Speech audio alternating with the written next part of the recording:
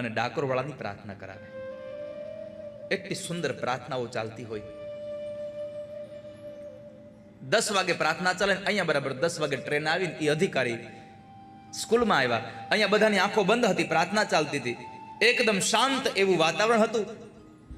બંને અધિકારીઓ, એટલે કે એક અધિકારી એક એના પટાવાળા હતા, એનો પ્યુન હતો, સાથે આવ્યા અને ઓસરીમાં આવીને ઉભા રહ્યા, ચૂપ ઉભા રહ્યા છે. મનસુખરામ માસ્તરને ખબર નહીં કે મારા અધિકારી આવ્યા છે, એ તો પ્રાર્થનામાં મગ્ન હતા. અને એ જ્યારે પ્રાર્થનામાં મગ્ન થઈ ગયા, અધિકારીને બહુ આનંદ થયો, કેટલી સુંદર પ્રાર્થના ચાલે છે અહીંયા તો. પણ સાથે આવેલો જે એનો સહકર્મચારી હતા, એમણે સાહેબને કીધું, સાહેબ આનો રિપોર્ટ હારો ન લખતા હો, જો તો ખરા માણસને જરાય આપણે આવ્યા તો આવકાર નથી દેતો, કાંઈ છે નહીં, એ તો એની મસ્તીમાં પડ્યો છે. ત્યારે વડોદરાના એક અધિકારી એટલું કીધું, ચૂપ થઈ જા ભાઈ, ચૂપ રહે. કેમ તો કહે છે, આ પ્રાર્થનાનું શાંત સરોવર છે, પ્રાર્થનાનું શાંત સરોવર છે, અને પ્રાર્થનાના શાંત સરોવરમાં આપણા શબ્દોના કાકરા મારીને ખોટા તરંગો પેદા ન કરાય. આપણે શાંત થઈ જા.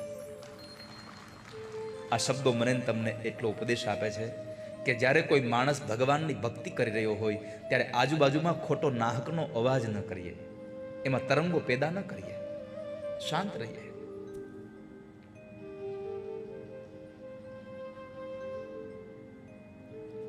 પરમાત્માએ કથા, એ પરમાત્માની પ્રાર્થના ચાલતી હતી. પ્રાર્થના પૂરી થઈ, મનસુખરામ માસ્તરની આંખો ખોલીને જોવે તો અધિકારી આવ્યા છે.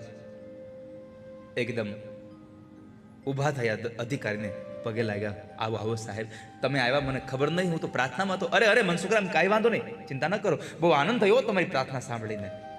પણ સાહેબ, તમે અચાનક મને કહેવા, જરાક અગાઉ જાણ કરી હોત તો તમારા સ્વાગતની તૈયારીઓ કરો તમે. અરે ના ના મનસુખરામ, તો સાહેબ તમારું આવવાનું તમને નથી ખબર? ના સાહેબ, નથી ખબર.